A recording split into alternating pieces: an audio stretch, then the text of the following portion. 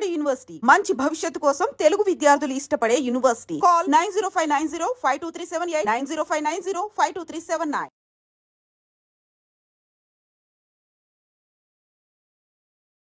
Welcome to I dream. ప్రభుత్వం తమతో శాంతి చర్చలు జరపాలంటూ మావోయిస్టు పార్టీ లేఖను 2 సార్లు కాదు 3 సార్లు రిలీజ్ చేసింది.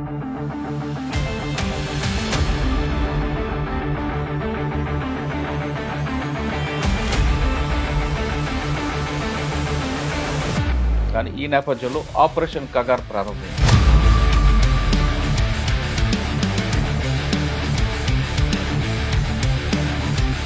ఈ సమస్య పరిష్కారం ప్రభుత్వం నిర్లక్ష్యం చేస్తుంది అనుకోవాలా, లేదు ఆపరేషన్ కగార్ని ఖచ్చితంగా కంప్లీట్ చేయాలి, 2026 మార్చి సరికల్లా ఇష్యూని పురుషపడాలనుకుందా? ఆపరేషన్ కగార్ అనేది ఇప్పట్లోనైతే ఆగదండి. ఎందుకంటే వాళ్ళు ఒక లక్ష్యాన్ని నిర్దేశించుకున్నారు. అదే గతంలో కూడా ఆపరేషన్ డీకే అని ఆపరేషన్ అభూజపడం కొంచెం జరిగాయి. అయితే మావోయిస్టు పార్టీకి ఇటువంటి నిర్బంధాలు కొత్త కూడా కాదండి. కాకపోతే అప్పుడు ప్రభుత్వం ఆపరేషన్ కగార్ అనేది చాలా పకడ్బందీ వ్యూహంతో చేస్తున్నారు. ఈ వ్యూహంలో భాగంగానే మావోయిస్టు పార్టీ అనేకమైనటువంటి పార్టీ ఎప్పుడు కూడా రక్త సంబంధం కన్నా వర్గ సంబంధమే గొప్పదంటది. నేను పార్టీలో ఉన్నప్పుడు దాన్నే నమ్మి అందులో పనిచేశానండి. కానీ ఇవాళ బయటకు వచ్చినాక, ఎందుకంటే నేను ఈ సమాజంలో భాగమై ఉన్నాను, ఈ సమాజం యొక్క కట్టుబాట్లకు నేను కట్టుబడి ఉన్నాను. నేను ముందు మనకు జన్మనిచ్చిన తల్లిదండ్రులు కాదని జనాల్లో మన తల్లిదండ్రులు చూసుకొని ఆనందపడతాం, వాళ్ళే మన తల్లిదండ్రులు చెప్తారు. కానీ మనకు జన్మనిచ్చిన తల్లిదండ్రులు ఏమైపోయినా పర్వాలేదా? 18 సంవత్సరాల క్రితమే నేను సరెండర్ అయ్యాను. 18 సంవత్సరాల పూర్వము నేను వర్గ సంబంధమే గొప్పదని నేను అనుకున్నాను. కానీ అప్పుడప్పుడు ఒకవైపు వర్గ సంబంధమే గొప్పది అని అనుకుంటూ సాయుధ పోరాటంలో భాగం అవుతూనే నా రక్త సంబంధికుల గురించి నేను ఆలోచన చేయడము, వాళ్ళ గురించి తప్పించడం కూడా జరిగింది. మావోయిస్ట్ పార్టీ వదిలిపెట్టి వచ్చిన తర్వాత ఇప్పుడు నాకేమనిపిస్తుంది అంటే, రక్త సంబంధం కంటే గొప్ప సంబంధం ఏది లేదని మాత్రం నేను అనుకుంటున్నాను. ఏ మావోయిస్టు అయినా తనకు ఎక్కడో ఒక దగ్గర తన తల్లి గురించి అది లేకుండా ఉన్నాడు అంటే ఇక దాని నిర్వచనం మనం చెప్పలేము. మనం దాన్ని అన్న ఒక్కసారి మీరు అడవులో ఉన్నారు కదా దాదాపు 18 సంవత్సరాలు, ఎలా ఉంటుందన్న జీవనం? అలా చాలా కష్టమైన జీవితం అనేది. లేచిన దగ్గర నుంచి మళ్ళీ పడుకునేంత వరకు నీకు ప్రజలకు ఉన్నట్టుగా నీకు ఒక షెల్టర్ ఉండదు, నీకు ఒక దారి ఉండదు, ఒక దగ్గర భోజనం ఉండదు, ఒక నీళ్లు కూడా దొరకవండి. అసలు సుఖం అంటూ ఉండదండి. ఆ జీవితంలో సుఖమైన నిద్ర ఉండదు, ఏముండదు. చాలా వెల్కమ్ టు ఐ డ్రీమ్. ప్రభుత్వం తమతో శాంతి చర్చలు జరపాలంటూ మావోయిస్టు పార్టీ లేఖను 2 సార్లు కాదు 3 సార్లు రిలీజ్ చేసింది. మొదటిసారి తెలుగులో విడుదల చేసిన లేఖకి వెంటనే రెస్పాండ్ అవుతూ ఇది వ్యూహంలో భాగంగా కాదు, ఖచ్చితంగా శాంతి చర్చ సిద్ధంగా ఉన్నట్టు పార్టీ మరోసారి లేఖను విడుదల చేసింది. దాని మీద పౌర హక్కుల సంఘాలు కూడా ఖచ్చితంగా ప్రభుత్వంతో చర్చలు జరపాలి, ప్రభుత్వం ముందుకు రావాలి, శాంతి చర్చలకు ముందు రావాలంటూ 2 రాష్ట్రాల్లోన పౌర హక్కుల నాయకులందరూ కూడా సమావేశపడుతున్నారు. కానీ ఈ నేపథ్యంలో ఆపరేషన్ కగార్ ప్రారంభమైంది. దాదాపు కర్రీగుట్టకి 5,000 మంది పోలీసులు చుట్టుముట్టి డ్రోన్ ద్వారా, హెలికాప్టర్ల ద్వారా ఆపరేషన్ ప్రారంభించారు. ఒకవైపు ఆపరేషన్ ప్రారంభమవుతుంటే మరోవైపు శాంతి చర్చలు రండి అంటూ పౌర హక్కు నేతలు విజ్ఞప్తి చేస్తున్నారు. పార్టీ కూడా అదేవిధంగా కోరుతుంది. ఇంతకాలం అజ్ఞాతులు ఉన్న తక్కెడపల్లి వాసుదేవరావు అలియాస్ ఆషన్న అలియాస్ శేషన్ గారు కూడా ఒక మీడియాతో మాట్లాడుతూ ప్రభుత్వం కనీసం 1 నెల రోజులైనా శాంతి చర్చలకు అవకాశం ఇవ్వాలి, కాల్పుల విరమణకు ఇవ్వాలంటూ ఆషన్న గారు కూడా ఒక విజ్ఞప్తి చేశారు. ఈ నేపథ్యంలో ఏం జరుగుతుంది, కరిగట్లపై ఎలా జరుగుతుంది, ఒకవేళ శాంతి చర్చలకు వస్తే ఇటువంటి చర్చల ద్వారా ఆ సమస్యకు పరిష్కారం దొరుకుతుందా, లేదా వ్యూహంలో భాగంగానే ఇది ఒక పార్టీ ఒక లేఖను విడుదల చేసిందా, ప్రభుత్వం దానికి ముందుకు వస్తుందా లేదా, అంటే కేవలం కేంద్ర ఛత్తీస్గఢ్ ప్రభుత్వం కాకుండా జార్ఖండ్, తెలంగాణ ప్రభుత్వాలు కూడా ముందుకు వస్తాయా, అసలు సెంట్రల్ గవర్నమెంట్ ఈ ఇష్యూకి ఫుల్ స్టాప్ పెడుతుందా లేదా అనే అంశాలపై మనతో మాట్లాడడానికి మాజీ మావోయిస్ట్ టెక్ మధు గారు ప్రస్తుతం మనతో ఉన్నారు. ఆయన అడిగి చాలా క్లారిటీగా తెలుసుకుంటాం. సార్ నమస్తే అన్న. నమస్తే అన్న. అన్న, శాంతి చర్చలు జరగాలంటూ పార్టీ ఫస్ట్ తెలుగులో తర్వాత హిందీలో లేఖలు విడుదల చేసింది. దానికి మద్దతుగా పౌర హక్కు నేతలు కూడా సమావేశం ఏర్పాటు చేయడం, చనిపోయిన ఆపరేషన్ కగార్ ఆఫ్ చేయండి, లేదంటే చాలా ప్రాణ నష్టం జరుగుతుంది, వాళ్ళ ఆదివాసులు కాలు చనిపోతారు, ఆదివాసులతో పాటు మావోయిస్టులు కూడా చనిపోతారు, వాళ్ళు కూడా మన దేశ పౌరులే కాబట్టి అని విజ్ఞప్తి చేస్తూ వస్తున్నారు. పార్టీ కూడా మరొకసారి లేఖను విడుదల చేస్తూ ఈ అంశంపై ఒకసారి ఆలోచించాలంటున్నారు. కానీ ప్రభుత్వం ఇవన్నీ వినే స్థితిలో కనిపించట్లేదు. ఆపరేషన్ కగార్ ప్రారంభమైంది. ఆ కర్రెకోటలతో పాటు మిగతా అన్ని ప్రాంతాలు కూడా కూంబింగ్ చేస్తుంది, డ్రోన్లు, హెలికాప్టర్లు చేస్తుంది. ఈ సమస్య పరిష్కారం ప్రభుత్వం నిర్లక్ష్యం చేస్తుంది అనుకోవాలా, లేదు ఆపరేషన్ కగార్ని ఖచ్చితంగా కంప్లీట్ చేయాలి, 2026 మార్చి సరికల్లా ఈ ఇష్యూని పులి స్టాప్ పెట్టాలనుకుంటుందా, లేదు చర్చల ద్వారా దీనికి ఒకవైపు మార్గం చూస్తూ మరోవైపు కూంబింగ్ చేస్తుందా? మీకున్న అనాలిసిస్ ప్రకారం ఏమనుకుంటున్నారు? ఇక్కడ నా ఆలోచన ప్రకారం ఏముందంటే, ఆపరేషన్ కగార్ అనేది ఇప్పట్లోనైతే ఆగదండి అది. ఎందుకంటే వాళ్ళు ఒక లక్ష్యాన్ని నిర్దేశించుకున్నారు, దాని ప్రకారంగా వాళ్ళు ముందుకెళ్తున్నారు. వాళ్ళు ఏ ప్రభుత్వానికైనా ఏ సంస్థలకైనా కొన్ని లక్ష్యాలు ఉంటాయి. ఆ లక్ష్యాలు నెరవేర్చడానికి కొంత టైం బాండ్ ఇవన్నీ పెట్టుకుంటారు. ఆపరేషన్ కగార్ అనేది అది ఇవాళ కొత్తగా పదం కొత్తగా అనిపిస్తుంది, కానీ గత 30 ఏళ్ల నుంచి మనం చూసుకుంటే కనుక 1985 నుంచి మనం చూసుకుంటే కనుక ఇప్పటి వరకు విపరీతమైనటువంటి దాడులు ఇవన్నీ మావోయిస్ట్ పార్టీ మీద జరుగుతూనే ఉన్నాయి. అప్పుడు ఇటువంటి పేర్లు పెట్టలేదు, ఎందుకంటే తెలంగాణలో ఆంధ్రాలో ఉమ్మడి రాష్ట్ర కమిటీగా ఉన్నప్పుడు కూడా విపరీతమైనటువంటి ఎన్కౌంటర్లు జరిగినాయి, విపరీత దాడులు జరిగినాయి.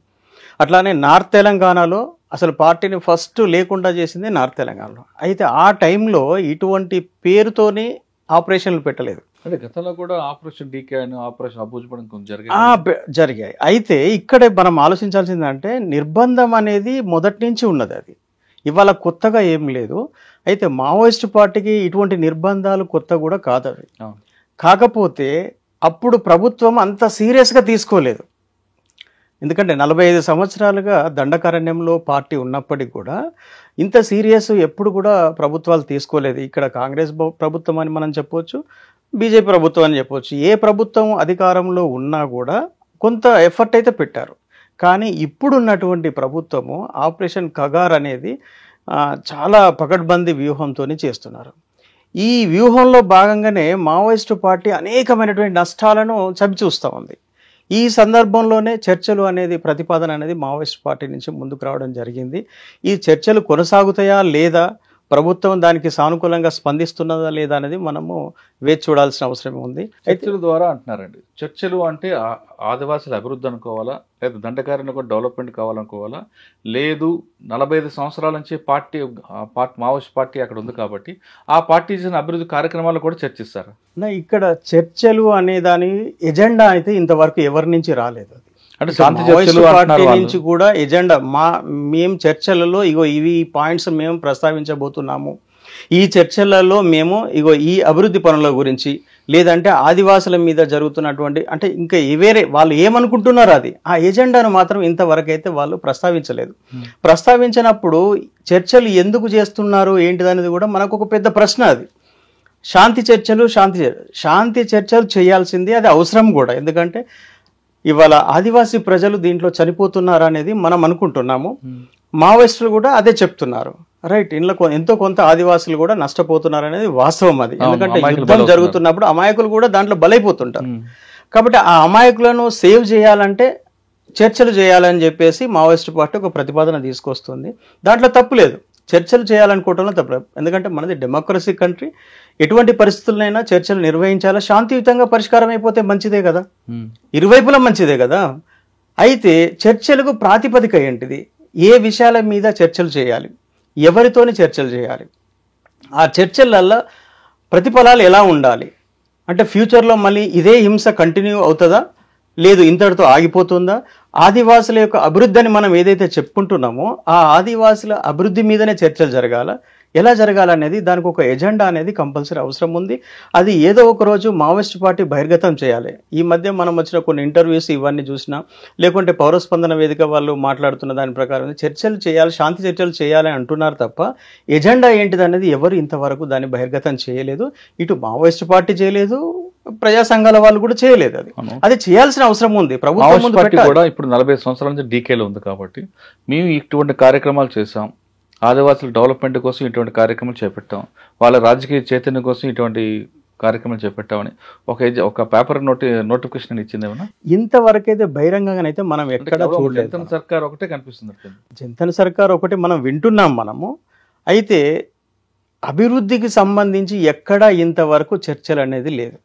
ఖచ్చితంగా జరగాల్సింది ఏంటంటే అభివృద్ధి పైననే జరగాలి. మావోయిస్టు పార్టీ ఆదివాసీ ఒకప్పుడు మావోయిస్టు పార్టీకి వర్గ పోరాటం అని ముందుకు వచ్చేది. అందులో నేను కూడా భాగమే అయ్యాను. ఆ వర్గ పోరాటంలో మేము కూడా అనేకమైనటువంటి దాడులు చేశాము.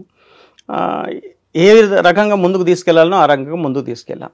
కానీ గత 20 ఏళ్ల నుంచి మనము ఆ వర్గ పోరాటం అనే ఒక పదాన్ని పక్కకు పెట్టేసి దండకారణ్యము, ఆదివాసుల యొక్క హక్కులు, జల్ జంగల్ జమీన్ అనే దాని మీదనే మనం పోరాటం సాగుతుంది అంటున్నాం. ఇక్కడ వర్గ పోరాటం అనేటువంటి కాన్సెప్ట్ అనేది ఎక్కడ రావట్లేదు. ఇక్కడ వర్గ పోరాటం కాన్సెప్ట్ కనుక వస్తే ఈ వర్గము ఆదివాసులు ఒక వర్గము, ప్రభుత్వం ఒక వర్గం అవుతుందా అనేది మనం ఇక్కడ ఒక ప్రశ్నలాగానే మిగులుతుంది. దీన్ని స్పష్టం చేయాల్సిన అవసరం ఉంది. ఇది వర్గ పోరాటమా లేదు ఆదివాసుల హక్కుల పోరాటమా? ఒకవేళ ఆదివాసుల హక్కుల పోరాటమే అయితే గనక ఖచ్చితంగా ప్రభుత్వం కూర్చొని వాళ్ళ హక్కులేంటి, వాళ్ళ డిమాండ్లు ఏంటి, వాటి గురించి మాట్లాడాల్సిన అవసరం ఉంది. అక్కడ శాంతి స్థాపించాలి అంటే కూడా అభివృద్ధి మీద శాంతిని స్థాపించడం అనేది అదొక కీలకమైన అంశం. దాని మీద చర్చ చేయాల్సి ఉంది. మీరు వర్గ పోరాటం మాట్లాడారు కాబట్టి ఇక్కడ ఒక ప్రశ్న అడుగుతా. పార్టీ ఎప్పుడు కూడా రక్త సంబంధం కన్నా వర్గ సంబంధం గొప్పదంటది. మీరేమంటారు? మీరు పార్టీలో చాలా కాలం వచ్చారు కాబట్టి. నేను పార్టీలో ఉన్నప్పుడు దాన్నే నమ్మి అందులో పనిచేశానండి. కానీ ఇవాళ బయటకు వచ్చినాక ఆ వర్గ సంబంధం గురించి కానీ వర్గ పోరాటాల గురించి కానీ నేను మాట్లాడడం కరెక్ట్ కాదు అది.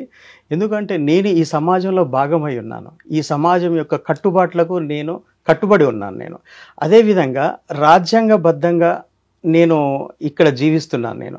కాబట్టి వర్గ సంబంధం అనేది రాజ్యాంగబద్ధంగా కాదు, అది రాజ్యాంగేతరమైన. ఎందుకంటే మన భారత రాజ్యాంగానికి పూర్తి భిన్నమైంది మావోయిస్టు వర్గ సంబంధం అనేది. కానీ నేను ఆ వర్గ సంబంధంలో నేను లేను కాబట్టి నేను దాని గురించి నేను పెద్దగా మాట్లాడను. నేను ప్రస్తుత పరిస్థితులు అడగట్లేదు. గతంలో మీరు ఉన్నప్పుడు పార్టీ గురించి కానీ పార్టీలో మీరు ఉన్నప్పుడు విషయం మాట్లాడితే రక్త సంబంధం కానీ వర్గ సంబంధం గొప్పదంటారు పార్టీ. అసలు ముందు మనకు జన్మనిచ్చిన తల్లిదండ్రులు కాదని జనాల్లో మన తల్లిదండ్రులను చూసుకొని ఆనందపడతాం, వాళ్ళే మన తల్లిదండ్రులు చెప్తారు. కానీ మనకు జన్మనిచ్చిన తల్లిదండ్రులు ఏమైపోయినా పర్వాలేదా? నా దీనికి సమాధానం చెప్పే ముందు నేను కొద్దిగా ఎక్స్క్యూజ్ చేయాలి. ఎందుకంటే నేను 18 సంవత్సరాల క్రితమే నేను సరెండర్ అయ్యాను. 18 సంవత్సరాల పూర్వము నేను వర్గ సంబంధమే గొప్పదని నేను అనుకున్నాను. కానీ అప్పుడప్పుడు నా మనసులో మా అమ్మ, మా చెల్లె వీళ్ళందరూ గుర్తుకొచ్చేవాళ్ళు. నాకు అనిపించింది వర్గ సంబంధమే గొప్పదని మనం అనుకుంటున్నాం కదా, వీళ్ళు ఎందుకు నా మనసులోకి వస్తున్నారు? ఓకే, అసలు వాళ్ళు ఏమయ్యారు ఏంటిదని కూడా నేను చాలా సందర్భాల్లో బాధపడ్డ సందర్భం ఉంది. ఒకవైపు వర్గ సంబంధమే గొప్పది అని అనుకుంటూ సాయుధ పోరాటంలో భాగం అవుతూనే నా రక్త సంబంధికుల గురించి నేను ఆలోచన చేయడము, వాళ్ళ గురించి తప్పించడం కూడా జరిగింది. అంటే నాకు ఇప్పుడు ఈ 18 అంటే నేను మావోయిస్ట్ పార్టీ వదిలిపెట్టి వచ్చిన తర్వాత ఇప్పుడు నాకేమనిపిస్తుంది అంటే రక్త సంబంధం కంటే గొప్ప సంబంధం ఏది లేదని మాత్రం నేను అనుకుంటున్నాను. ఏ మావోయిస్టు అయినా తనకు ఎక్కడో ఒక దగ్గర తన తల్లి గురించో, తన సోదరి గురించో, తన తండ్రి గురించో, ఇంకా తన స్నేహితుల గురించో కొంత ఉంటుంది. అది లేకుండా ఉన్నాడు అంటే ఇక దాని నిర్వచనం మనం చెప్పలేము మనం దానికి. అయితే ఒకటి ఏంటంటే నేను చాలా బలంగా నమ్ముతున్నాను, వర్గ సంబంధం కంటే కూడా రక్త సంబంధం గొప్పది అని నమ్ముతున్నాను. అంత మీలాంటి వాళ్ళు చాలామంది ఉంటారు, కానీ ఆ కట్టుబాట్ల కోసం అందులో రాలేక ఆ మనసును చంపుకొని ఉంటున్నారు అనుకోవాలా? డెఫినెట్ కొంతమంది అయితే ఉన్నారండి అలా కరడు కట్టినటువంటి కమ్యూనిస్టులుగా కొంతమంది ఉన్నారు. అయితే ఎక్కువ మందికి తమ బంధుప్రీతి మాత్రం లేదని మనం చెప్పలేం మనం. ఎందుకంటే ఇవాళ సరెండర్ అయిన వాళ్ళందరూ కూడా కొన్ని వేల మంది సరెండర్ అయ్యారు. ఒకప్పుడు వీళ్ళు కూడా మావోయిస్టులుగా ఉన్నటువంటి వాళ్ళే, ఈ సిద్ధాంతాన్ని బలంగా నమ్మినటువంటి వాళ్ళే. కానీ ఇవాళ వాళ్ళు బయటకు వచ్చినాక వాళ్ళు రక్త సంబంధికులతోనే కలిసి ఉంటున్నారు. ఇప్పుడు మీకు పార్టీకి సపోర్ట్ చేస్తున్న ఫ్రంట్ ఆర్గనైజేషన్ చాలా ఉంటాయి, పౌరక నేతలు కానీ ఇంకో వేరే వేరే, వాళ్ళందరూ వర్గ సంబంధం కాకుండా రక్త సంబంధంగా వాల్యూ ఇస్తారు కదా, మరి మీరెందుకు? అన్న ఒకటి ఇక్కడ విషయం ఒకటి ఆలోచించాలి. ఈ మధ్య చాలామంది మావోయిస్టులు చనిపోయారు. వాళ్ళ బంధువుల దగ్గరికే వారి యొక్క పార్థివ దేహాన్ని తీసుకొచ్చారు. ఏ పద్ధతిలో దాన్ని ఖననం చేశారని వర్గ సంబంధికులే చేశారు దాన్ని. ఈ మధ్య ఒక సహోదరి చనిపోతే అవును, రేణుకక్క వాళ్ళ కుటుంబ సభ్యులు కదా, వాళ్ళు ఏ పాశంతోని వాళ్ళు ఏ అటాచ్మెంట్తోని వాళ్ళు తీసుకొచ్చేసి వాళ్ళు ఆ పార్థివ దేహాన్ని ఖననం చేశారు. వాళ్ళు రక్త సంబంధమే కదా. అంటే దీని అర్థం ఏంటి? ఇవాళ 40 ఏళ్ల కింద వదిలిపెట్టినటువంటి ఒక కొడుకు గురించి ఒక తల్లి ఆవేదన పడుతుందంటే ఏ సంబంధం అన్న ఇది? రక్త సంబంధం. అది దాన్ని ఎవరు ఆపలేరు కదా. దీన్ని ఎవరు కాదనలేని సత్యం ఇది. ఎక్కడో ఒక దగ్గర మనకి గుచ్చుతుంది కదా అది. కానీ ఇప్పుడు నేను అనేది ఏంటంటే వర్గ సంబంధం కంటే కూడా రక్త సంబంధం చాలా గొప్పదన్న. మన కోసం తప్పించే వాళ్ళు మన తోబుట్టువులు, మన రక్త సంబంధికులు, వీళ్ళు ఉంటారు. కాబట్టి ఇవాళ మావోయిస్టులు అందరూ కూడా దాన్ని గుర్తుపెట్టుకోవాలి.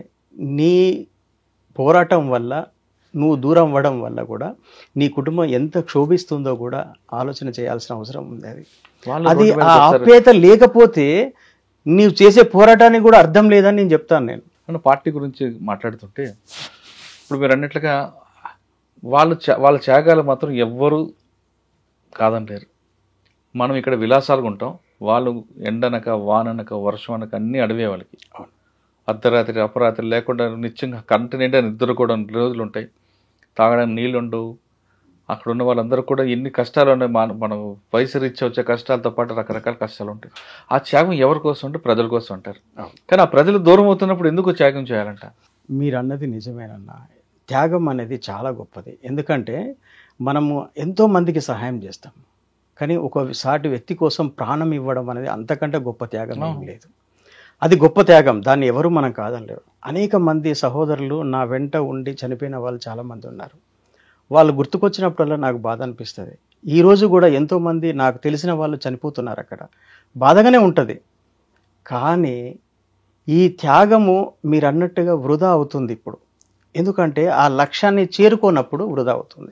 ఇవాళ ఈ దేశంలో కమ్యూనిజం వస్తుంది గ్యారంటీ అనుకున్నప్పుడు ఆ త్యాగము చేయాలన్న తప్పదు. ఈ దేశం కోసం దీర్ఘకాల యుద్ధం అనేది, ఈ దీర్ఘకాల యుద్ధంలో త్యాగాలనే పునాది మీద మనం వెళ్తుంటే ఎప్పుడు లక్ష్యానికి వెళ్తాం?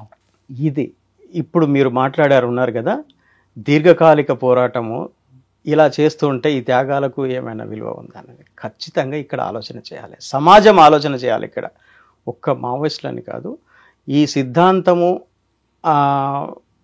మంచిదని నమ్మేటువంటి వాళ్ళు, ఆ సానుభూతి పరులు కానీ లేదు, కమ్యూనిస్టు పార్టీ కూడా దీర్ఘకాలిక సాయుధ పోరాటం అంటే దీని ఒక లిమిట్ లేకపోతే అది దానికి 100% వృధా అవుతుంది. అంటే దేనికైనా ఒక ప్రొడక్ట్కు తయారు కావాలంటే ఒక నిర్దిష్ట లక్ష్యాన్ని పెట్టుకొని చేస్తారు. లేకుండా జీవితాంతం తరతరాలుగా పోరాటం చేస్తుంటే దానికి మీకు ఎక్కడ లక్ష్యం? ఇవాళ దీర్ఘకాలికం అనుకుంటూ పోతుంటే ఇవాళ కగారుకు ఎందుకు ఒక టైం బాండ్ పెట్టుకున్నారు వాళ్ళు?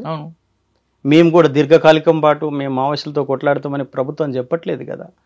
అంటే ప్రతి దానికి కూడా ఒక టైం, మనకు కూడా ఒక టైం లిమిట్స్ ఉంటుంది. మనం ఇప్పుడు ఇలా ఉద్యోగం చేస్తున్నామంటే 8 గంటలు పని చేస్తాం అనేది ఉంటుంది.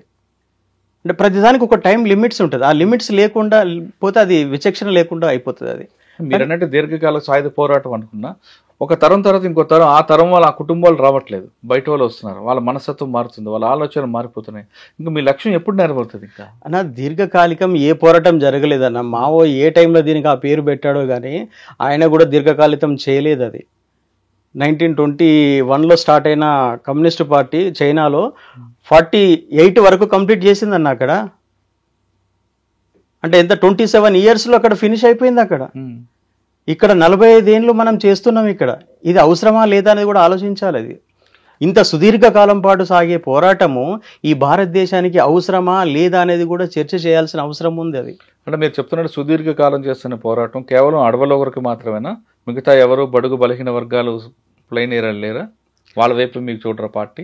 వాస్తవానికన్నా నాకు తెలిసిన వరకు నేను చెప్తున్నాను వినండి. అడవులను మేము రక్షణ ప్రాంతాలుగా చేసుకోవాలన్న ఉద్దేశం నుంచే దండకారణ్యంలో అడుగు పెట్టడం జరిగింది. అది నాకున్న పరిజ్ఞానం ప్రకారము నేను కొండపల్లి రాసినటువంటి సాహిత్యం చదివాను. మావోయిస్ట్ పార్టీలో ఉన్నప్పుడు మావోయిస్ట్ పార్టీ డాక్యుమెంట్స్ ఇవన్నీ చదివినప్పుడు నాకు అర్థమైంది అంటే మైదాన ప్రాంతాలలో శత్రువు యొక్క దాడులు తీవ్రతరమైనప్పుడు రక్షణ కోసం మనం లోతట్టు ప్రాంతాలకు వెళ్ళాలనేది మా కాన్సెప్ట్. అందులో భాగంగానే దండకారణ్యంలోకి మేము 80లో ఎంటర్ అయ్యాం.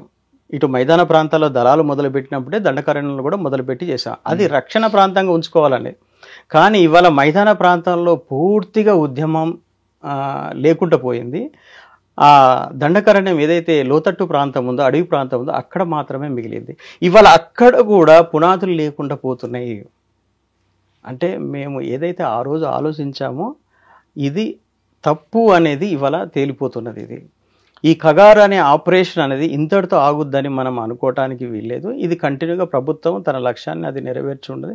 ఇవాళ మనం ఎంత నోరు గగ్గోలు పెట్టి శాంతి చర్చలు అన్నా కూడా అది వినే పరిస్థితి అయితే లేదు. ఒక సంవత్సరం క్రితం ఛత్తీస్గఢ్ కొత్త గవర్నమెంట్ ప్రారంభమైన కొత్తల్లో అక్కడ హోమ్ మినిస్టర్ కానీ డిప్యూటీ సీఎం కానీ పార్టీతో చర్చలకు సిద్ధం అంటూ వాళ్ళు ప్రకటించారు. కానీ పార్టీ వైపు నుంచి స్పందన లేదు. పార్టీ కొన్ని కండిషన్లు పెట్టడంతో వాళ్ళు దాన్ని డ్రాప్ అయ్యి పూర్తిగా ఆపరేషన్గా ఇచ్చారు. ఇప్పుడు ఆపరేషన్ స్టార్ట్ అయిన తర్వాత మీరు సిద్ధాంతాలు లేదంటే మీ శాంతి చర్చలు అంటే పార్టీ ప్రభుత్వం దిగుతుంది అనుకుంటారా? అది మనం చూస్తున్నాం, మనకు అర్థమవుతుంది కదా. ఆల్రెడీ ప్రభుత్వం ఇప్పటికీ 2-3 సార్లు స్టేట్మెంట్ కూడా ఇచ్చాము. మేము కాల్పుల విరమణ ఆపేది అయితే లేదు. ఒకవేళ మీరు ఉద్యమం కొనసాగించలేకపోతే మీరు సరెండర్ కండి. మా సరెండర్ పాలసీని మేము చాలా సరళీకృతం చేశాము, అన్ని ఫెసిలిటీస్ మీకు కల్పిస్తున్నాము, మీరు సరెండర్ కాండి అనేది ఆ స్టాండ్ మీదనే గవర్నమెంట్ ఉంది. ఇక చర్చలు జరుపుతుందని మనం ఎలా అనుకుంటాం? మనం అనుకోలేం.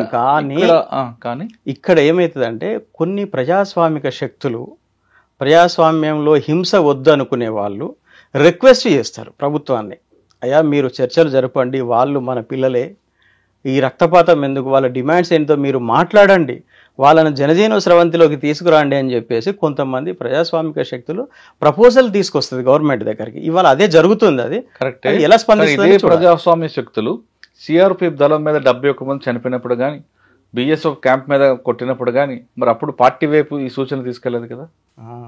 ఇవాళ ఆ విషయాన్ని కూడా బలంగా చర్చ జరుగుతుంది దాని మీద. అప్పుడు కానీ పార్టీ ప్రజాస్వామ్య శక్తులంతా ముందు వీలుంటే ఇప్పుడు ప్రభుత్వం కూడా గట్టిగా వీళ్ళకి గౌరవించేది కదా వీళ్ళ సూచనల్ని. అందుకే పట్టించుకోవటం లేదు.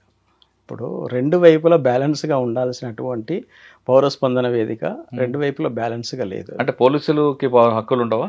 ఇక్కడ ఉంటాయండి. తుపాకీని సమర్థిస్తున్నటువంటి వాళ్ళు ఆ రోజు తుపాకీది ఆధిపత్యం ఉంది. ఎందుకంటే ఒకప్పుడు సాల్వాజుడం అనే ఒక ఆర్గనైజేషన్ ఛత్తీస్గఢ్లో, ఈ ఆర్గనైజేషన్లో తుపాకులు వాళ్ళకు ప్రభుత్వమే తుపాకులు ఇచ్చింది. అయితే ఆ నేతను చంపేశారు కదా, మహేంద్ర కర్మను చంపేయడంతో అది అక్కడ సమాప్తం అయిపోయింది. అయితే ఆ టైంలో అనేక మంది ప్రజలు చనిపోయారు. దాంట్లో ఒక క్యాంపు మీద దాడి చేసి 47 మందినో ఏమో చంపేశారు ఒకసారి. తర్వాత ఒక ట్రాక్టర్లో ఈ సాల్వాజుడం వాళ్ళు పోతా అంటే మైన్స్ పెట్టి పేల్చేశారు. అంటే వాళ్ళు కూడా సాధారణ ప్రజలే, కానీ మావోయిస్టు పార్టీకి వ్యతిరేకంగా ర్యాలీ అయినటువంటి ఒక గ్రూప్ అది సాల్వాజుడం అనేది. ఆ జుడుమును అంతం చేయటంలో మావోయిస్టు పార్టీ తన శక్తి సామర్థ్యాలతోనే అది ఎదుర్కోగలిగింది. ఆ టైంలోనే విపరీతంగా పార్టీ క్యాడర్ పెరిగింది. ఎందుకంటే రక్షణ ఎవరిస్తే వాళ్ళ వైపు వెళ్ళిపోతారు. అప్పుడు సాల్వాజుడం దాడులకు భయపడిన ప్రజలంతా కూడా మావోయిస్టు పార్టీ వైపు వెళ్ళారు. ప్లాటూన్లు, కంపెనీలు, దళాలు అప్పుడే విపరీతంగా పెరిగినాయి. అప్పుడు ఈరోజు ప్రభుత్వము అదే సాల్వాజుడంలో మిగిలిపోయిన వాళ్ళనందరినీ కూడా డిఆర్జీలో చేర్చుకొని వాళ్ళతోని ఒక మంచి ఆర్మర్డ్ ఫోర్స్ను తయారు చేసింది. రీసెంట్లీగా మావోయిస్ట్ పార్టీని కూడా దాన్ని అంగీకరిస్తుంది. అక్కడ ఉన్నటువంటి జిఆర్డీలకు మేమే శిక్షణ ఇచ్చినాము, వాళ్ళని మేమే తయారు చేసినటువంటి టీం అది. అందుకే వాళ్ళతో మాకు ఎక్కువ నష్టాలు జరుగుతున్నాయి, వాళ్ళతో మేము యుద్ధం చేయడంలో మాకు సమస్య ఎదురవుతుందని చెప్పి కూడా వాళ్ళే బహిరంగంగా ఒప్పుకుంటున్నారు వాళ్ళు. కానీ పోలీసులు ఏమంటున్నారంటే, ఛత్తీస్గఢ్ పోలీసులు కానీ ఇంకా వేరే స్టేట్ పోలీసులు, సెంట్రల్ కమిటీ మెంబర్స్ అందరూ కూడా సేఫ్గా ఉంటారు, వాళ్ళకి సెక్యూరిటీ ఇస్తున్న ఆదివాసులందరూ చనిపోతున్నారు, వాళ్ళు ఎప్పుడు సేఫ్గా ఉంటారు, నష్టపోయేది ఎక్కువ ఆదివాసీలేని. డెఫినెట్లీ నాయకత్వం సేఫ్టీలో ఉంటుందండి, దాంట్లో డౌటే లేదు. అంటే ఒక సెంట్రల్ కమిటీ మెంబర్కి ఎన్ని కిలోమీటర్ దూరంలో రేడియేషన్లు ఉంటారండి? అట్లానే కాదు, ఒక సెంట్రల్ కమిటీ మెంబర్తో కనీసం 30 నుంచి 50 మంది వరకు రక్షణగా ఉంటారు. అయితే ఇవాళ వాళ్ళకు కూడా సెక్యూరిటీ లేదు. ఎందుకంటే కగార్ ఆపరేషన్ పేరుతో వేల మందిని మొబిలైజ్ చేస్తున్నారు. ఈ మధ్య ఒక 2-3 చనిపోయారు సెంట్రల్ కమిటీ వాళ్ళు. అంటే వాళ్ళు రియల్ ఎన్కౌంటర్లలోనే చనిపోయారు. వాళ్ళు చనిపోయారంటే వాళ్ళకు రక్షణ లేదని అర్థం కదా. ఇవాళ మనము ఎవరికి కూడా దండకారణ్యంలో రక్షణ లేదు. రక్షణ లేదు కాబట్టే ప్రభుత్వం వైపు ఆధిపత్యం పెరుగుతుంది కాబట్టి చర్చలు అనే ప్రతిపాదన ముందుకు వస్తుంది. లేకుంటే గత 20 ఏళ్ల నుంచి ఎందుకు జరగలేదు? కాబట్టి అది మనం అట్లనే అర్థం చేసుకోవాలి మనం. ఓకే, ఇప్పుడు చర్చలు విషయం కాస్త పక్కన పెడితే తక్కెడపల్లి వాసుదేవరావు గారు ఆయన ఎప్పుడో అలిపిరి తర్వాత అజ్ఞాతంలోకి వెళ్ళిపోయారు. ఆయన అలిపిరితో లాస్ట్, ఆయన అలిపిరి తర్వాత మరికడే కనిపించట్లేదు ఆయన. అటువంటి తక్కెడపల్లి వాసుదేవరావు గారు ఇటీవల కాలంలో ఒక ప్రెస్ మీట్ ఒక మీడియాతో మాట్లాడారు. చర్చలు జరపాల్సిందే అని ఆయన మాట్లాడిన మాటలు మీరు వినే ఉంటారు. ఆ మాటల్లో అర్థం, ఆ భావం ఏమనిపిస్తుంది మీకు? నేను కూడా ఇంటర్వ్యూ విన్నాను నేను. అది అందులో చాలా స్పష్టంగా క్లియర్గా అర్థమవుతున్నది అంటే పార్టీ తీవ్రమైనటువంటి నష్టాలలో ఉన్నది. ఇవాళ పార్టీని కాపాడుకోవటానికి శాంతి చర్చలు కనీసం 1 నెల రోజులు జరిపినా మేము కొంచెం బ్రీతింగ్ తీసుకుంటాం అనే ఒక ఆలోచనతో మాట్లాడినట్టుగా నాకు అర్థమవుతుంది. అయితే దాంట్లో ఇంకొక విషయాన్ని కూడా ఆయన చాలా స్పష్టంగా చెప్పారు. ఒకవేళ మాకు అవకాశం ఇవ్వకపోతే ఇలాగే ఉద్యమం చేస్తాం, చివరి వరకు మేము పోరాడతామని కూడా ఆయన స్పష్టం చేయడం జరిగింది ఇలా. అయితే వాళ్ళకు ఇప్పుడు ఇంతకు ముందు కంటే కూడా ఇప్పుడు చాలా బలహీనపడ్డారనేది ఆయన మాటల్లోనే మనకు అర్థమవుతుంది. అది ఇవాళ ఆయన మంచి నాయకుడు, గట్టిగానే మంచి ఫైటర్, బాగుంది. ఆయనకి ఎప్పుడైనా కలిసారా? అనేక సందర్భాల్లో మేము నల్లమలలో ఉన్నప్పుడు చాలాసార్లు కలిసాము, ఆయనతో మాట్లాడాము. చాలా స్ట్రాంగ్ లీడర్, దాంట్లో డౌటే లేదు. ఇవాళ ఆయన వాయిస్లో ఆ స్ట్రెంగ్త్ కనపడట్లేదు. మావోయిస్ట్ పార్టీ స్ట్రెంగ్త్ కూడా వయసు పెరిగింది కదా. వయసు పెరిగింది ఒకటి, కానీ పార్టీ యొక్క భావజాలం ఏదైతే ఉందో అది అంత ప్రజెంటేషన్ అంత స్ట్రాంగ్గా లేదు, ఒకటి చాలా వీక్గా ఉన్నట్టు అనిపిస్తుంది. దీన్ని బట్టి ఇంకొకటి ఏంటంటే అక్కడ ఎటువంటి నిరాయుధంగా వచ్చి మాట్లాడినట్టు మనకు అనిపిస్తుంది ఆ వీడియో చూస్తే మనం. అంటే బహుశా నేను అనుకుంటాను శాంతి చర్చలకు మేము సిద్ధంగా ఉన్నాము అనే ఒక ఇండికేషన్ ఇవ్వటానికి బహుశా అతను ఆయుధం లేకుండా వచ్చిండేమో అని అనిపిస్తుంది. అది చాలా సాధారణంగా కనిపించాడు, చాలా సాధారణంగా కనిపించాడు. అయితే ఇది ఇంకొకటి కూడా రిప్రజెంట్ చేస్తుంది, అంటే మావోయిస్ట్ పార్టీ బలహీనపడ్డదని కూడా క్లారిటీగా అర్థమవుతుంది దాంట్లో. సేమ్ టైము వాళ్ళు శాంతి చర్చలకు మేము సిద్ధంగా ఉన్నామని చెప్పే ఇండికేషన్ కూడా ఇస్తుంది. 2 ఇండికేషన్లు అట్లా మనం గమనించవచ్చు. కాకపోతే ఇంతకు ముందు ఉన్నంత స్ట్రాంగ్ మాత్రం లేదు. అది ఆయన వాయిస్లో కూడా చాలా స్పష్టంగా అర్థమవుతుంది. అంటే 18 సంవత్సరాల క్రితం ఉన్న పార్టీకి ఇప్పటికి చాలా తేడా వచ్చింది. కానీ ఒకటి మాత్రం వాస్తవం, ప్రభుత్వం ఏవైనా అనుకోండి, పోలీసులు ఏమైనా అనుకోండి, కానీ అటువంటి డెడికేషన్ ఉన్న నాయకులు మాత్రం ఇప్పుడున్న కాలం లేరు. పార్టీల అజ్ఞాతంలో ఎవరైనా తక్కెడపల్లి వాసుదేవరావు అవ్వచ్చు, తర్వాత గణపతి గారు కానీ, మల్లోజుల వేణుగోపాల్ కానీ, లేదంటే బసవరాజు, వీళ్ళందరూ కూడా సిద్ధాంతం ఏదేమోనండి, కానీ ఆ నమ్మకం, ఆ డెడికేషన్ ఉంటారు. కరప్షన్గా ఉండదు వాళ్ళ దగ్గర, విలాసాలు ఉండవు, సౌకర్యం చూసుకోరు, ఎంతసేపు ప్రజలు ప్రజలు ప్రజలు. అయితే వారు ఎంచుకున్న లైన్ ఎప్పుడుదో లైన్ని అదే కంటిన్యూ అవ్వబట్టి పార్టీ ప్రజలకు దూరం అవుతుంది. అటువంటి డెడికేటెడ్గా, అంత నీతిగా, నిజాయితీగా, నిబద్ధతగా ఉన్న నాయకులు ఇప్పుడు మన సొసైటీకి అవసరం. వాళ్ళు బయటకు వచ్చి ప్రజాస్వామ్యబద్ధంగా పోరాటం చేసి గెలిచి అదే నిబద్ధతతో ముందుకెళ్తే ప్రజలు హర్షిస్తారు కదా. వాళ్ళకి మీరు చెప్పింది అబ్సల్యూట్ కరెక్ట్ అండి. అవసరం ఉంది కదండి ఇప్పుడు మనకి. వాళ్ళు గొప్ప నాయకులే, నేను కాదనట్లేదు. కార్పొరేటర్ ఏం విలాసాలు కొంటున్నాడు, అటువంటి వాళ్ళు వస్తే వాళ్ళు అజ్ఞాతంలో ఉండి అనేకమైనటువంటి కష్ట నష్టాలను వాళ్ళు భరిస్తూ ఆ కమిట్మెంట్తోనే ఉన్నారు. ఆ రకంగా వాళ్ళు ప్రజల కోసం వాళ్ళ జీవితాలు త్యాగం చేయడానికి ఆడ ఉన్నారు కాబట్టి వాళ్ళు చాలా గొప్ప నాయకులు. అందులో దళ సభ్యుడి నుంచి కేంద్ర కమిటీ నాయకుని వరకు వాళ్ళు గొప్ప వాళ్ళే.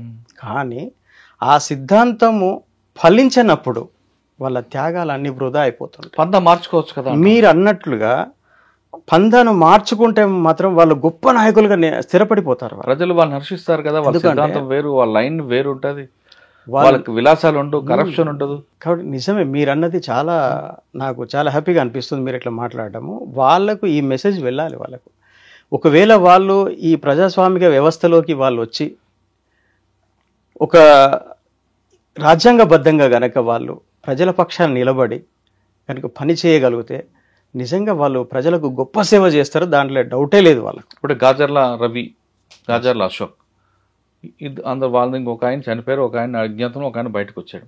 అశోక్ బయటకు వచ్చి ఒక పార్టీలో ఉండి ప్రజల సేవ చేస్తున్నారు. ఆయన కరెక్ట్ చాలా డెడికేట్గా పనిచేస్తున్నాడు ఆయన.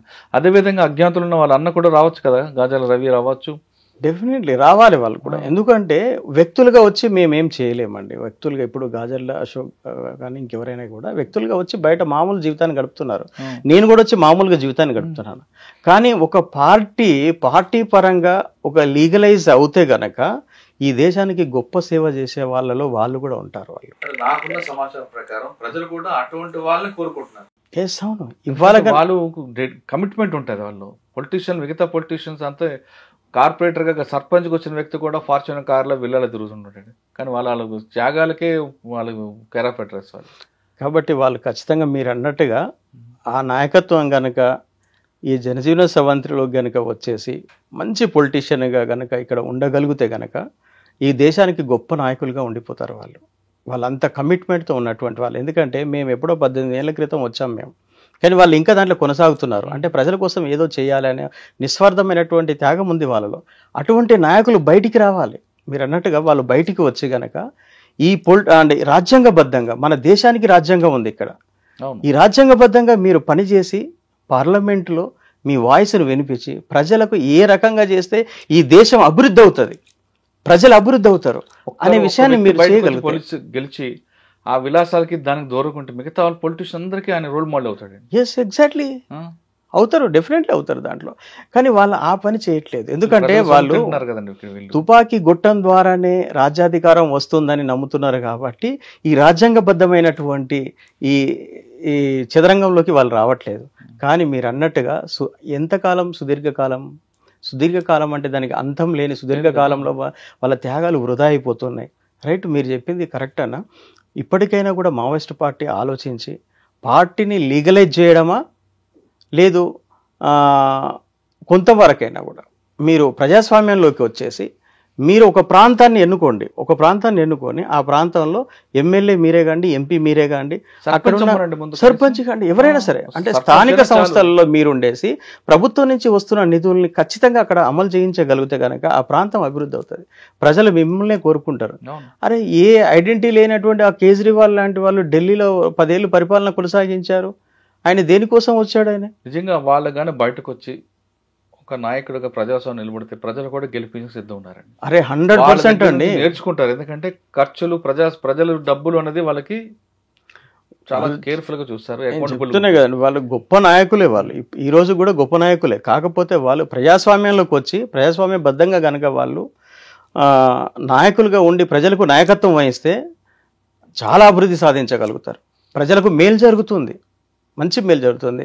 పేద వర్గాలు మంచి ఉన్నతమైన స్థానాలకు వెళ్ళడానికి అవకాశాలు దొరుకుతున్నాయి, మంచి విద్య దొరుకుతుంది. అటువంటి కమిట్మెంట్ ఉంది వాళ్ళ దగ్గర. అన్నిటికన్నా కరప్షన్, జీరో కరప్షన్. అంతకంటే గొప్ప నాయకులు ఎవరు దొరుకుతారు మనకు? విలాసాలు ఉండవు, ప్రజల కోసం నిరంతరం ఆలోచిస్తారు. అన్న ఒక్కసారి మీరు అడవిలో ఉన్నారు కదా దాదాపు 18 సంవత్సరాలు, ఎలా ఉంటుందండి జీవనం అసలు? పొద్దున్న ఉదయం నుంచి సాయంత్రం వరకు ఎండ. ఇప్పుడు మా దగ్గర ఎండ ఎక్కువ వస్తేనే చూబా అని అంటారు మన వాళ్ళు. కరెంట్ లేకపోతే అసలు ఉండలేము, వర్షం పడితే కష్టం ఉంటుంది. ఈ అన్ని ప్రతికూల పరిస్థితి అనుకూలంగా ఎలాగుంటుంటారు మీరు? అలా చాలా కష్టమైన జీవితం అన్నది. అసలు పోలీసులు వస్తారా, ఒక పాములు ఉంటాయి, ఒక జంతువులు ఉంటాయి, తర్వాత మనకి కోవట్లు ఉంటారు. నిరంతరము అది ఒక స్ట్రగుల్. అది నీతోని నువ్వు స్ట్రగుల్ చేసుకోవాలి. సేమ్ టైము మన శత్రువైన ఎవరైతే భావిస్తున్నామో వాళ్ళతోని స్ట్రగుల్ చేయాలి మనం. అంటే 2 రకాల పోరాటం చేయాలి. ఈ 2 రకాల, ఈ మొదటిది ఏదైతే ఉందో నీతో నువ్వు స్ట్రగుల్ చేయడం అనేది, లేచిన దగ్గర నుంచి మళ్ళీ పడుకునేంత వరకు ప్రతి అననుకూల పరిస్థితులని నువ్వు జీవించాలి. ఎక్కడ కూడా అనుకూలమైన పరిస్థితులు ఉండవు. నీకు ప్రజలకు ఉన్నట్టుగా నీకు ఒక షెల్టర్ ఉండదు, నీకు ఒక దారి ఉండదు, ఒక దగ్గర భోజనం ఉండదు, ఒక నీళ్లు కూడా దొరకవండి, మంచినీళ్ళు కూడా దొరకని పరిస్థితి. అటువంటి పరిస్థితులలో అక్కడ మావోయిస్టులు జీవిస్తున్నారు. అక్కడ ఇవాళ ప్రతి వాటర్ పాయింట్ దగ్గర పోలీసులే ఉన్నారు. ఎందుకంటే వాటర్ పాయింట్స్ విపరీతంగా పెరగవు కదా, అవి కొన్నే ఉంటాయి. ఆ కొన్నిటి దగ్గర వాళ్ళు క్యాంపులు పెట్టుకొని కూర్చున్నారు. నువ్వు ఎక్కడికి వెళ్తావు? ఏదో ఒక గ్రామానికి వెళ్ళాలి. ప్రతి గ్రామంలో ఇప్పుడు క్యాంపులు వస్తున్నాయి. ఇంకా నీకు ఎంత క్లిష్ట పరిస్థితి ఉంది ఆలోచించండి. చాలా కష్టమైన జీవితం. నిద్ర లేకపోతే చాలా మంది బతకలేరు. ఆ నిద్ర కూడా కంటి నిండా హాయిగా పడుకున్నామని ఎప్పుడు ఉంటుందా? అసలు సుఖం అంటూ ఉండదండి ఆ జీవితంలో. సుఖమైన నిద్ర ఉండదు, ఏముండదు. చాలా కష్టమైనటువంటి జీవితాలు వాళ్ళే. ఎందుకంటే మేము అనుభవించి హాయిగా పడుకున్నామని ఎప్పుడైనా అనిపించింది? ఉండదు, అస్సలే ఉండదు. కడుపు నిండా తిన్నామని అనిపించిందా? తిన్నది కడుపుకు పట్టదు అసలు. ఎప్పుడన్నా ఒకరోజు దొరికితే అది మహా ఆనందంగా తింటాం, కానీ అది కూడా మన కడుపుకుండా, ఎందుకంటే తిన్న వెంటనే మళ్ళీ అక్కడి నుంచి వెళ్ళిపోవాలి. ఇప్పుడు ఒక గ్రామంలో ఏదో ఒక విందు జరుగుతుందని మనం వచ్చామంటే వాళ్ళు మంచి భోజనం మనకు పెడతారు మనకు, కానీ మనం ఎక్కువసేపు ఉంటే ఈ సమాచారం పోలీసులకు చేరుతుందేమో అన్న భయంతో ఆ తిన్నదాన్ని వదిలిపెట్టేసి మళ్ళీ మనం పరిగెత్తాల్సి ఉంటుంది అన్నట్టు. ఇట్లా ఒక సందర్భంలో మేము ఒక గ్రామానికి వెళ్ళాం. మేము రంగారెడ్డి జిల్లాలో దళాలు ఉన్నప్పుడు ఒక గ్రామానికి వెళ్ళాం. రంగారెడ్డి జిల్లాలో వికారాబాద్ దగ్గర అన్నట్టు.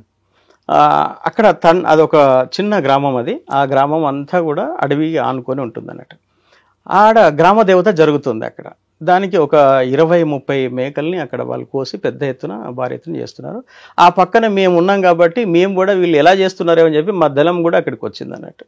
వస్తే మేము వచ్చిన సంతోషంలో వాళ్ళు కూడా చాలా సంతోషంగా ఉన్నారు. అంతా అయిపోయింది. మాకు భోజనాలు పెట్టారు, వాళ్ళు భోజనాలు పెట్టారు. అయితే ఆ భోజనాలు తిన్న తర్వాత ఆ విందు ఎక్కడైతే జరుగుతుందో అక్కడికి ఒక ట్రాక్టరు, ఒక జీపు 2 వచ్చినాయి అన్నట్టు. అది అడవి పక్కన ఉండేసి మేము అప్పటికే కొంత సెంట్రీలు, ఒక 1/2 కిలోమీటర్ దూరంలో సెంట్రీలు పెట్టాం కాబట్టి వాళ్ళు వచ్చేసి అన్న ఒక జీపును, ఒక ట్రాక్టర్ వస్తుంది అన్నారు. ఇక మేము తినేసి వెంటనే కథం పరిగెత్తని ఎక్కి కొండలు ఎక్కి కూర్చున్నాము. ఆ వచ్చిన వాళ్ళు ఎవరో కాదు, అక్కడ ఎవరైతే అక్కడ ఈవెంట్ చేస్తున్నారో వాళ్ళకి సంబంధించిన బంధువులు వస్తున్నారు అన్నట్టు అక్కడికి. అంటే మేము ఎంత సంతోషంగా తిన్నామో ఆ సంతోషం ఎక్కువ కాలం నిలబడదు, అది కూడా పట్టదు కదా. ఇక ఎక్కడ పడుతుంది? మేము తింటామో, తిని వెంటనే కొండలు ఎక్కడ మొదలు పెట్టాము అంటే ఎంత ఆందోళన ఉంటుంది చూడండి. అది సంతోషం ఒక క్షణం పాటు కూడా ఉండదు అన్నట్టు. అంటే అట్లా ఈ రోజు కూడా ఉన్నటువంటి మావోయిస్టుల జీవితాలు కూడా కాల్పులు జరగగానే వెంటనే మీరందరూ రిట్రీట్ అవుతారు, ఒక ఆప్షన్ వస్తుంది అంటే తల దుక్కు పరిగెడతారు, అంతేనా? అంటే ఇంతకు ముందు అలాగే ఉండేది. ఎందుకంటే అప్పుడు మాకు మిలిటరీకి సంబంధించిన పరిజ్ఞానం కానీ, మిలిటరీకి సంబంధించిన ట్రైనింగ్ కానీ ఇవన్నీ లేని పరిస్థితుల్లో అలాగే పరిగెత్తి ఉండేది. ఇప్పుడు అలా పరిగెడితే వెంటనే చనిపోతారు. ఎందుకంటే ఇప్పుడు అది పోలీసుకు కూడా అది అర్థమైపోయింది. వీళ్ళకు ట్రైనింగ్ లేదు, మనం ఫైర్ చేస్తే ఎలా పడితే అలా పోతున్నారు, మనం రౌండప్ చేసి వీళ్ళని సింగిల్గా కొట్టవచ్చు అనేది అర్థమైంది అన్నట్టు. అర్థమైన తర్వాత ఏమైందంటే ఆ సింగిల్ ఎక్కడ దొరికితే అక్కడ కొట్టేయడం చేశారు. తర్వాత మేము కూడా ఏంటంటే కొంత ట్రైనింగ్ తీసుకొని ఎనిమి ఎటువైపు ఉన్నాడు, ఎటువైపు నుంచి ఫైరింగ్ జరుగుతుంది, మనం ఎటువైపు వెళ్ళాలి, అట్లా ఆలోచించుకొని వెళ్ళడం అనేది ఇప్పుడు జరుగుతుంది. సాధారణంగా ఫైర్ ఓపెన్ అయిన తర్వాత ఆ సౌండ్ బట్టి మీరు క్యాలిక్యులేట్ చేస్తారు, డెఫినెట్లీ రైటా, లెఫ్టా, ఈస్టా, వెస్టా. కానీ పోలీసులు కూడా మిమ్మల్ని మిస్యూజ్ చేయడానికి, మిమ్మల్ని కన్ఫ్యూజ్ చేయడానికి ఒకవైపు ఫైర్ ఓపెన్ చేస్తారు, ఒక స్టోన్ కొడతారు, స్టోన్ సౌండ్ ఇటు వస్తుంది కానీ వాళ్ళ వెపన్ ఇటువైపు ఉంటుంది. అది యుద్ధతంత్రం అండి. దాంట్లో మీరు ఎలా క్యాలిక్యులేట్ చేస్తారు? అవును, దానికి కంపల్సరీ ఎనిమి అదే సిస్టాన్ని ఫాలో అవుతాడు, మావోయిస్టులు కూడా అదే సిస్టాన్ని ఫాలో అవుతారు. అదృష్టం ఉన్నవాడు బయటికి వెళ్తాడు, అదృష్టం లేనివాడు అక్కడ దెబ్బతింటాడు, అంతే. కానీ గ్రామాల్లో కొంతమంది పోలీసులు ఏం చేస్తారంటే గ్రామాల్లో కాపలా కాసి ఎక్కడ పొగ వస్తుందో ఆ పొగ ప్రకారం అక్కడ ఉన్నారని భావిస్తారు, పార్టీ ఉందని. మరి పొగ లేకుండా మీరు ఎలా వంటలు చేస్తారు? ఇక్కడ పొగ అనేది అది చాలా సమస్యనే. అది ఇప్పుడు ఒకప్పుడు నేను రంగారెడ్డి జిల్లాలో చెప్తున్నాను, నేను ఈ సమస్య వచ్చినప్పుడు మేము ఏం చేసేవాళ్ళం అంటే ఎంతకుముందు గ్రామాల నుంచి తెచ్చుకునేవాళ్ళం. ఆ తెచ్చే సప్లై ఆగిపోయిన తర్వాత ఇక లోపల వండుకుందామంటే ఈ పొగ సమస్య మాకు బాగా వచ్చింది. ఎందుకంటే ఇప్పుడు రంగారెడ్డి జిల్లాలో వచ్చేసి పెద్ద పెద్ద అడవులు ఉండవు, చాలా చిట్ట అడవులు ఉంటాయి అక్కడ. కాబట్టి పొగది ఒక పెద్ద సమస్య. కాబట్టి మేమేం చేసామంటే అటుకులు, మురమరాలు ఉంటాయి కదా, ఇవి తీసుకొచ్చుకొని దాంట్లోనే కారం, ఉప్పు కలిపి పెట్టి మేము అట్లా తినేవాళ్ళం తప్ప వంటలు వండేవాళ్ళం కాదు. ఇవాటికి కూడా బహుశా ఆదివాసీ భూమిలో గోత్ తీసి ఎక్కడ తవ్వినా నువ్వు పొగ అయితే వస్తుంది అన్న. పైన తడి బట్ట పెడితే పొగ రాదంటారు. ఎందుకు రాదు? ఎక్కడ పోతుంది అది? అంటే పెద్ద ఎత్తున రాదేమో కానీ వస్తుంది, ఎక్కడ తప్పకుండా. సాధారణంగా పొద్దున్న లెగ్గానే టీ తాగుతాం అనే రోజుల్లో టీ కూడా దొరకని పరిస్థితులు మీరు ఎలా ఉండేవారు అక్కడ? ఇక దానికి అదే చెప్తున్నా, గెరిల్లా జీవితం అంటే చాలా కష్టంతో కూడుకున్నది. అది అంత ఈజీ జీవితం కాదు అది. ఎవరు కూడా చాలా అక్కడ పోతే హీరోయిజం ఉంటుంది, తుపాకీ పట్టుకొని తిరుగుతాం మనము, అన్ని మన కంట్రోల్లో ఉంటాయి. నీ కంట్రోల్లో ఏది ఉండదండి. ప్రతి క్షణము చాలా అలర్ట్గా ఉండాల్సి ఉంటుంది. చాలా కష్టం. సెక్షన్లో ఒక దగ్గర పారిపోతున్నారు అనుకోండి, మీ కిట్టు మీరే తీసుకెళ్ళాలి, మీ వెపన్ మీరే క్యారీ చేయాలి, రైట్? ఒకసారి కిట్టు కూడా వదిలి పారిపోతాం, మనకు కొత్త కిట్ ఏర్పడడానికి ఎన్ని రోజులు పడుతుంది? 1 నెల రోజులు పడుతుంది. అంత ఈజీగా రాదు. ఎందుకంటే ఎక్కడో డంపులలో ఉంటే తొందరగా వస్తుంది. డంపులలో లేకపోతే బయట నుంచి తెప్పించేయడమో, లేదంటే క్లాత్ తీసుకొచ్చుకొని మేమే స్టిచ్చింగ్ చేసుకోవడమో ఇవన్నీ చేస్తూ ఉంటాం. సాధారణంగా డంప్ ఉందనుకోండి, ఆ డంప్కి ఎలా గుర్తుపడతారు? అవి కోడ్స్ ఉంటాయండి. అది డంపు చూసి మేము డంపు పెట్టుకునేటప్పుడే జాగ్రత్తగా అది మళ్ళీ గుర్తుపట్టుకునే విధంగా పెడతాం. కొన్ని డంపులు మిస్ అయిపోతాయి. ఎందుకంటే మేము పెట్టినప్పుడు గడ్డి ఉండదు, మళ్ళీ మేము తీద్దామని వెళ్ళేసరికి అక్కడ విపరీతంగా గడ్డి చెట్లు ఇవన్నీ మొలుస్తాయి. అటువంటిప్పుడు దాన్ని ఐడెంటిఫై చేయలేము. అట్లా చాలా డంపులు అడవులలో ఉండిపోయినాయి. అవి అచ్చా. కొన్ని డబ్బులు పెట్టిన డంపులు కానీ, కొన్ని ఇట్లాంటి ఆయుధాలు పెట్టిన డంపులు కూడా అట్లా పోయిన సందర్భాలు ఉన్నాయి. సాధారణంగా మీరు కాంట్రాక్ట్ డబ్బులు వస్తాయి. కాంట్రాక్ట్ నుంచి డబ్బులు చాలా మంది విలాస ఖర్చు పెడతారు కొంతమంది అయితే, కానీ మావోయిస్ట్ పార్టీలో మాత్రం ఎవరు వ్యక్తిగతంగా రూపాయి కూడా ఖర్చు పెట్టరు. ఎందుకంటే అది సంపాదించి దేనికోసం మరి కలెక్షన్ చేసి? అది ఉద్యమం కోసం కదా. అది వ్యక్తిగతమైన అంటే వ్యక్తిగత జీవితం ఉండదండి మావోయిస్టులకు. అందుకే నేను మావోయిస్టు జీవితము గొప్పదనేది అందుకోసం అన్నట్టు. వాళ్ళకు వ్యక్తిగత జీవితం ఉండదు. కానీ ప్రతి అకౌంట్ ఉంటుంది కదా. 100% ఉంటుంది. 100% అకౌంట్. నీకు ₹1 ఛాయ్ తాగినా కూడా అకౌంట్లో రాస్తారు బయటికి వెళ్తే కనుక. ఎవరండి అంత దీన్ని చేస్తారు ఇప్పుడు? అందుకే ఇప్పటిదాకా మీరు అన్నారు కూడా వాళ్ళు బయటికి వస్తే మంచి సేవలు అందిస్తారనేది. నేను కూడా అదే నమ్ముతాను అన్నట్టు. నిజంగా మావోయిస్టులు కనుక బయటకు వచ్చి సాధారణ జీవితం గడుపుతూ కనుక ఈ మంచి ఒక పొలిటికల్గా కనుక నాయకులుగా ఉండగలిగితే ఈ దేశ ప్రజలకు మంచి నాయకత్వం ఉన్నట్టే లెక్క. అది సార్ ఫైనల్గా చెప్పండి, ఒకవేళ ప్రభుత్వం కానీ చర్చలకి నో అంటే పార్టీ వైపు నుంచి యాక్షన్ ఏ విధంగా ఉండబోతుంది? ఏముండదండి, పార్టీ అంతా మరి ఇప్పుడు ఉన్నటువంటి ఇంత సమూహాలుగా ఉండకుండా దాన్ని విడగొట్టేస్తుంది. అంతేనా, లేదా లీగలైజ్ చేస్తుందా? లీగలైజ్ చేయడానికి పార్టీ ఇష్టపడుతుందో లేదో దాని ఆలోచన. 71లో కొండపల్లి సీతారాం గారు లీగలైజ్ చేశారు కదా, ఆయన చేసినప్పుడు పార్టీ ఇంత ఇదిగా లేదు. బహుశా ఇప్పుడు 2 రకాలుగా మనం ఆలోచించవచ్చు. ఒకటి, పార్టీ లీగలైజ్ అవ్వటానికి కూడా అవకాశాలు లేకపోలేదు, అవుతుంది. కానీ పార్టీ అంతటి సహోపేతమైన నిర్ణయం తీసుకుంటుందా? అది పెద్ద సాహసం. అది చేయడం అంటే మామూలు విషయం కాదు. అది అంటే లీగలైజ్ చేయడం అంటే చాలా పెద్ద సాహసము మావోయిస్ట్ పార్టీ. అది జరిగితే నష్టం ఏంటి, చేస్తే ఒక లాభం ఏంటి? అయితే ఒకవేళ చేస్తే ప్రజలకు లాభం, పార్టీ లీగలైజ్ అవుతే గనక దండకారణ్యం ప్రజలకు లాభము, ఆదివాసులకు లాభము, దేశ ప్రజలకు కూడా లాభమే. ఎందుకంటే ఒక నిజాయితీ కలిగినటువంటి నాయకుడు వస్తాడు, అందులోకెళ్ళి నిస్వార్థపరుడైనటువంటి నాయకుడు వస్తాడు. అది నష్టం జరుగుతుంది. రాకపోతే ప్రజలకు లాభం జరుగుతుంది, పార్టీకి అంటారా? అంత సాహసం చేసే నిర్ణయం తీసుకుంటున్నారు. ఇవాళ ప్రజలు కొంతమంది వాళ్ళని నమ్ముకొని ప్రాణత్యాగం చేసినటువంటి వాళ్ళు, ఆ సిద్ధాంతాన్ని నమ్మిపోయిన వాళ్ళు ఉంటారు కదా. మమ్మల్ని అంటే మీ లక్ష్యాన్ని తప్పుదోవలో పట్టించి అనవసరమైన త్యాగాలు చేపించారు మా చేత, మా పిల్లలు అందులో పోయి చనిపోయారు, ఇంత లీగలైజ్ చేసేటట్టు మా పిల్లలు ఎందుకు చనిపోవాలి దాంట్లో, మీరు ఇవాళ మీ స్వార్థం కోసం వచ్చారని చెప్పేసి ఇవి ఒక నింద కూడా వస్తుంది పార్టీ మీద. కాబట్టి ఎదుర్కోవాలి కదా పార్టీ దాన్ని. అందుకే ఇది చాలా క్లిష్టమైన పరిస్థితి. ఇది ఇప్పుడు చావ బ్రతుక ఈ రెండింటి మీద నిర్ణయం తీసుకోవాల్సిన అవసరం ఉంది. ఇవాళ నిజంగా ప్రజలకు నాయకత్వం వహించాలి అని అనుకుంటే కనుక మావోయిస్ట్ పార్టీ అక్కడ ఉండి చనిపోవడం కంటే కూడా బయటికి వచ్చేసి ఒక పార్టీని ఎస్టాబ్లిష్ చేసి, అంటే లీగల్ పార్టీని ఎస్టాబ్లిష్ చేసి రాజ్యాంగబద్ధంగా ప్రజల్లోకి రావడము, గొప్ప నాయకత్వాన్ని ఈ దేశ ప్రజలకు అందివ్వడం అనేది దాని ముందున్న ఒక కర్తవ్యం. లేదంటారా అలాగే ఉండి యుద్ధం చేయడం అనేది ఒకటి. ఎందుకంటే వర్గ పోరాటమే అనుకుంటే వర్గ పోరాటం యుద్ధం ద్వారానే క్లోజ్ అవుతుంది. అది ఇక యుద్ధం లేకుండా అది దానికి సమాప్తం అంటూ ఉండదు. శాంతియుత పరిష్కారం అనేది ఉండదు. మావోయిస్ట్ సిద్ధాంతం కూడా శాంతియుతంగా పరిష్కారం కాదు. అది రక్త సంబంధం కన్నా వర్గ సంబంధం గొప్పదంటున్న మావోయిస్ట్ పార్టీ, కానీ గతం అది నినాదం. కానీ ప్రస్తుతం వర్గ సంబంధం కన్నా రక్త సంబంధం గొప్పదంటున్నారు మధు గారు. ఆయన చెప్తున్నట్టుగా పార్టీలో దినదిన గండం దీర్ఘాయుష్మవ ఏ ప్రజల కోసమైతే మనం కష్టపడి ఎండనక వాననక ఉంటారో వాళ్ళు చేసిన త్యాగం మరోలేంది. వాళ్ళ నీతికి, నిజాయితీకి, నిబద్ధతకి నిలూటితంగా ఉన్న వాళ్ళు ఖచ్చితంగా ప్రజల్లోకి వచ్చి పోరాటం చేసి ప్రజాస్వామ్యబద్ధం గెలిస్తే ఆ ప్రజలు మాత్రం ఎప్పటికీ మన ప్రజాస్వామ్యం డెవలప్మెంట్ అవుతుంది. అటువంటి నాయకులు రావాల్సిన అవసరం ఎంతైనా ఉంది. ఎందుకంటే ఇప్పుడున్న రాజకీయ నాయకులు చిన్న వ్యక్తి దగ్గర నుండి పెద్ద వ్యక్తి వరకు ప్రజల డబ్బులతోనే వాళ్ళు విలాసాలు చేస్తున్నారు. కాబట్టి మావోయిస్ట్ పార్టీకి సంబంధించిన నాయకులు ప్రజాస్వామ్యబద్ధంగా ప్రజల్లోకి వస్తే ఆ ఖర్చు మిగులుతుంది, మనకి అకౌంటబుల్ దొరుకుతుంది, వాళ్ళు ముందు ప్రణాళికబద్ధంగా వెళ్తారు. కాబట్టి ప్రజలకు మంచే జరుగుతుందని మధు గారు చెప్తున్నారు. ఖచ్చితంగా పార్టీ ఇప్పటికైనా ఒక నిర్ణయం తీసుకొని లీగలైజ్ చేస్తారా లేదా ప్రజాస్వామ్యబద్ధంగా చేస్తారా అనేది పార్టీ నిర్ణయం మీద ఆధారపడి ఉంటుంది. ఇది శాంతి చర్చలు ఆపరేషన్ కాకరపై టెక్ మధు గారితో ఎక్స్క్లూజివ్ ఇంటర్వ్యూ. వచ్చే వారం మరో విషయంలో మళ్ళీ కలుద్దాం. అంతవరకు నమస్తే. Thank you very much.